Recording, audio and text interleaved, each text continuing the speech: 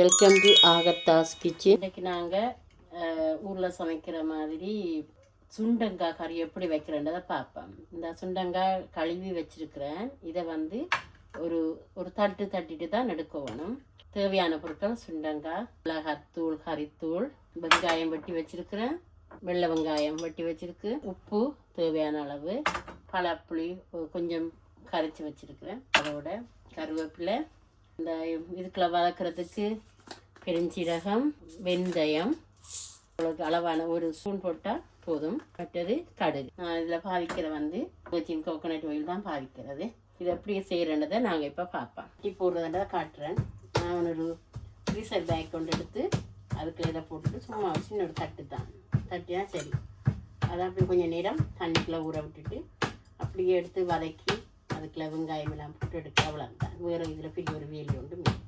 அதில் தட்டிட்டு உப்பு தண்ணியில் கொஞ்சம் ஊற விட்டு இதில் இருக்கிற கயிறு கொஞ்சம் போக வேணும். அதுக்கு அப்புறம் தான் எடுத்து சமைக்கிறது.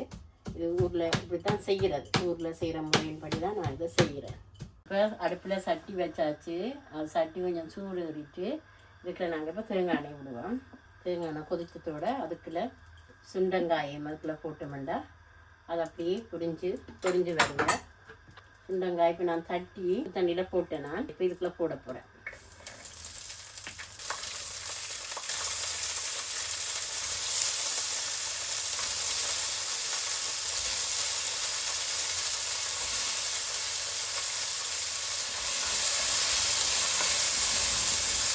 சுண்டங்காய் இப்போ நல்ல வடிவாக வதங்கி வருது.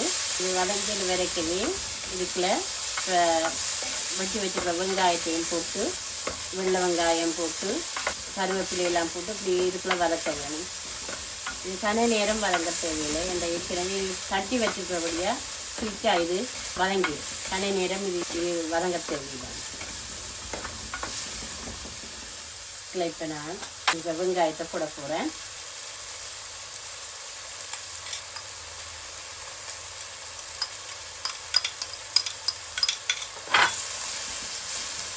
வெங்காயம் வதங்கு மிளகாய்க்கு இதுக்குள்ள விட்டுட்டு இதுக்குள்ள மிளகாத்தூளையும் போட்டு பையன் போட்டு வதக்கிற பெருஞ்சீரகம், கடுகு, வெந்தயம் எல்லாம் போட்டு வதங்கி வர புளியை விட்டு இறக்குறது. இதுக்கும் பால் தேவையில்லை.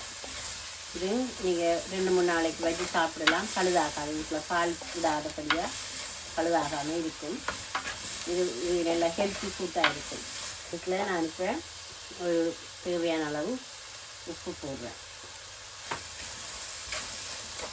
நீங்கள் உங்களுக்கு தேவையான அளவு உப்பை கூட்டி குறைச்சி நீங்கள் போடலாம். சில ஆக்கள் உப்பு கணக்கை பாதிக்க மாட்டீங்க. சில ஆக்கள் கொஞ்சம் உப்பு நல்லா இருக்கும்னு நினைப்பீங்க.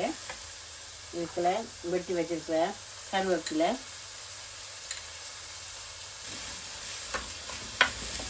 நல்லா பொரிஞ்சு வருது. இதுக்குள்ள இப்போ கடுகு போட போகிறேன். ஒரு ஸ்பூன் கடுகு, ஒரு ஸ்பூன்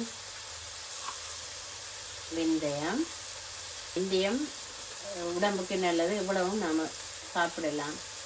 டயபிட்டிஸ் ஆக்களுக்கு வெந்தயம் போட்டு சாப்பிட்றது இன்னும் நல்லா இருக்கும். டயபிட்டிஸ் சுகரின் அளவை குறைக்கும். இப்போ நல்லா வடிவாக பொரிஞ்சு வருது. பெருஞ்சீரகம், கடுகு, வெந்தயம் 3 போட்டு தான் இதுக்குள்ள வதக்கிறது.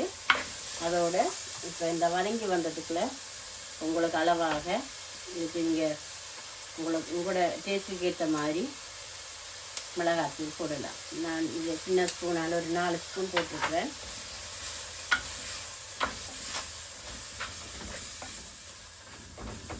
இந்த இதுக்குள்ளேயே இப்போ புளிஞ்சு வச்சுக்கிறேன். புளியே போட்டுறேன். இந்த இதுக்குள்ள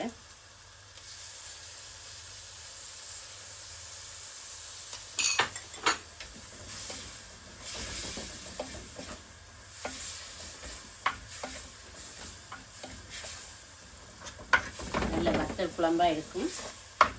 இது சோத்தோட வச்சு சாப்பிட நல்ல டேஸ்டாக இருக்கும். மரக்கறி சாப்பிட்றாக்கள் 2-3 நாளைக்கு இதை செய்து வச்சுட்டு சாப்பிடலாம். இந்த வீடியோ பிடிச்சா உங்களுக்கு லைக் பண்ணுங்கள், ஷேர் பண்ணுங்கள், சப்ஸ்கிரைப் பண்ணுங்கள். ஆகத்தா கிச்சன். நன்றி.